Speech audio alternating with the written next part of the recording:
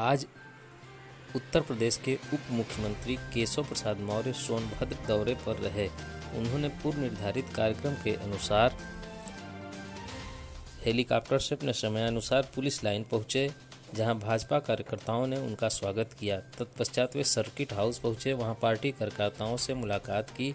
फिर पंडित दीनदयाल तोरण द्वार का लोकार्पण किया और वहीं पार्टी कार्यालय पर कार्यकर्ताओं व जनप्रतिनिधियों के साथ बैठक की।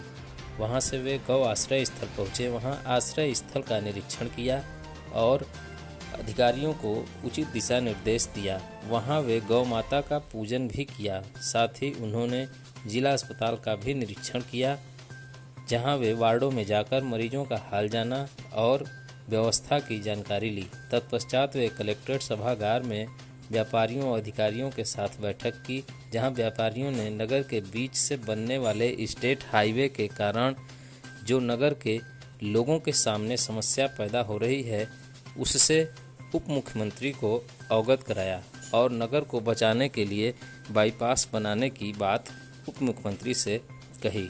फिर कलेक्ट्रेट सभागार में प्रेस कॉन्फ्रेंस की गई, जहां उप मुख्यमंत्री ने अपनी पार्टी द्वारा चलाई गई सभी योजनाओं और उसके लाभ को बताया।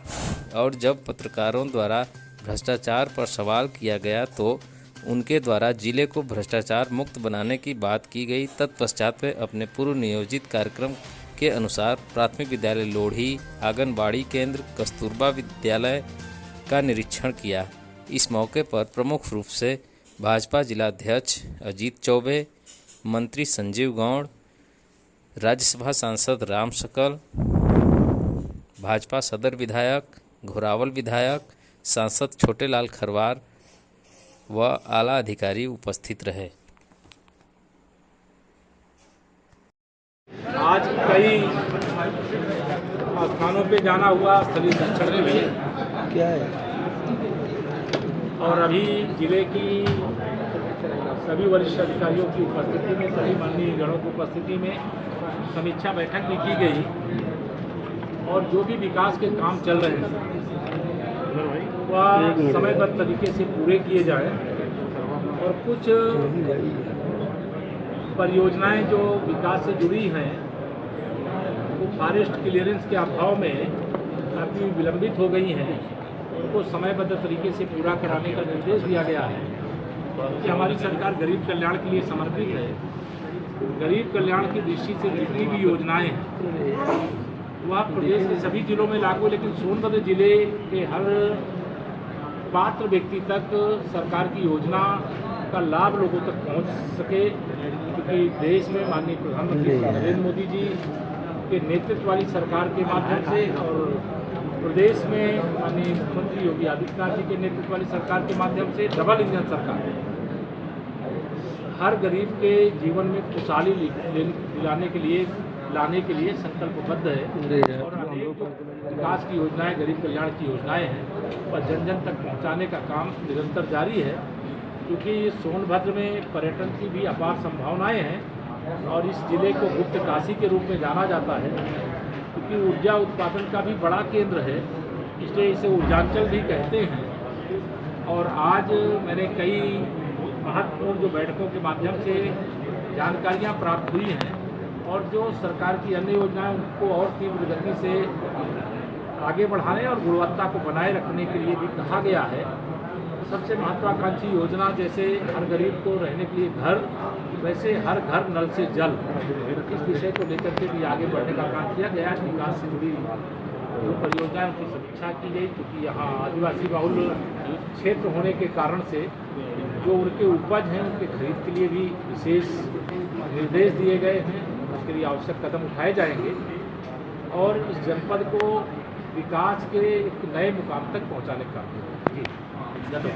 रोकेंगे, अवैध खनन रोकेंगे और जो खनन माफिया होंगे, जो ओवरलोडिंग के माफिया होंगे, उनके खिलाफ कार्रवाई करेंगे और भ्रष्टाचार मुक्त सोनभद्र, भ्रष्टाचार मुक्त उत्तर प्रदेश, भ्रष्टाचार मुक्त भारत बनाएंगे। जिस तरीके से लगातार आप लोग की कार्रवाई माफियाओं की चल रही है, बुलडोजर की कार्रवाई चल रही है, ऐसा नहीं लगता कि जो मकान गिराए जा रहे हैं उनको टेकअप करके कोई भी उसको जो परमिट है मतलब कि गवर्नमेंट सेक्टर में वे चला दिया जाए। ये विषय इस रूप में कन्वर्ट नहीं किया जा सकता है कि कोई भी बिल्डिंग कोई कहीं बना करके रखा उसे किसी और योजना में लिया जाए। जो भ्रष्टाचार की इमारत है, जो गुंडागर्दी और माफियागिरी की इमारत है, उसको ढहाने का काम कोई हमारा लक्ष्य नहीं कि किसी बिल्डिंग को गिराया जाए, लेकिन कोई अवैध रूप से निर्माण किया है तो अवैध है, उसको गिरना चाहिए। और जो अभी ट्विन टावर की आपका जो संकेत है मैं समझ रहा हूँ, वो भ्रष्टाचार की इमारत है और उसका ढहना सर्वोच्च न्यायालय के आदेश से हुआ है। और कोई बिल्डिंग बनती है वो गिरे, ये हम भी नहीं चाहते हैं, लेकिन अगर कोई गलत तरीके से बनी है तो ये मैसेज भी होना चाहिए कि गलत करेंगे तो नहीं बचेंगे। लेकिन सर कार्रवाई अधिकारियों पर नहीं हुई, अभी तक कोई किसी अधिकारी की कार्रवाई नहीं हुई। जांच के परिणाम जैसे जैसे आएंगे, जो भी दोषी अधिकारी होगा, जैसे ट्विन टावर ढहाने के लिए कार्रवाई हुई है तो ऐसे दोषियों के खिलाफ कार्रवाई। सर विपक्ष एक सवाल जो योजनाएं आ रही हैं उसको ब्लॉक करने में काफी सक्षम है और चुनाव है या लगातार मतलब जो भी अभी जो नए परिश्रमी से हो जाएंगे कई गाँव उसमें विलय हो जाएंगे। अब ग्राम प्रधानों का ये कहना है कि ऐसा करना था तो फिर चुनाव एक साथ ये जब भी कोई बड़े काम होते हैं, अच्छे काम होते हैं, तो कुछ अच्छा लोग मानते हैं, कुछ लोग सवाल उठाते हैं, लेकिन हम प्रधानों के प्रति पूरा सम्मान का भाव रखते हैं। लेकिन किसी भी नगर पालिका का विस्तार होना या किसी राज्य के अंदर नगरीय क्षेत्र का विस्तार होना, ये उपलब्धि माना जाता है। इसलिए जो नगरीय क्षेत्र बनाए गए हैं, ग्रामीण क्षेत्र, उसके लिए एक अलग से बजट की व्यवस्था की गई है। वहाँ की विकास की रफ्तार तेज की जाएगी। जो प्रधान है वो आगे चुनाव अगर लड़ना चाहेंगे तो पार्षद का चुनाव लड़े, पालिका का चुनाव लड़े, पंचायत का चुनाव लड़े, तो सबका सवाल। विपक्ष एक सवाल उठा रहा है कि जिस तरह से नए प्रदेश अध्यक्ष जो आए हैं उन्होंने अपने मंत्री पद से इस्तीफा दे दिया, जो कि पार्टी की नीति रही है, लेकिन 5 मंत्री ऐसे हैं जो अभी भी संगठन के पद पर भी हैं और मंत्री भी हैं।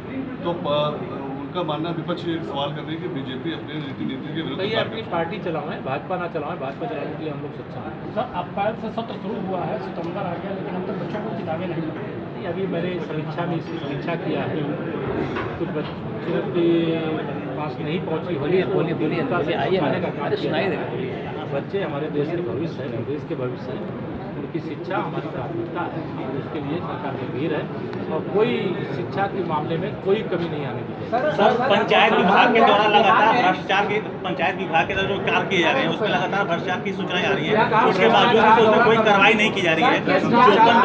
चौपन ब्लॉक के जो वीडियो है उनके खिलाफ लगातार सर इस तरह की सोनभद्र भ्रष्टाचार मुक्त, उत्तर प्रदेश भ्रष्टाचार मुक्त प्रदेश बनाने के लिए हमारी सरकार काम कर रही। कोई भ्रष्टाचार करेगा, आज करेगा, वो सोचेगा हम बच जाएंगे तो कोई बचेगा नहीं। इसलिए भ्रष्टाचार एक जरिए सवाल करो ना सर बिहार का दौरा कर रहे हैं और बीजेपी को देश से बाहर करने की बात कर रहे हैं। कौन? केसीआर बिहार के सीएम। बिहार तेलंगाना नहीं बचेगा, वहाँ कमल खिलने जा रहा है। सर ओम प्रकाश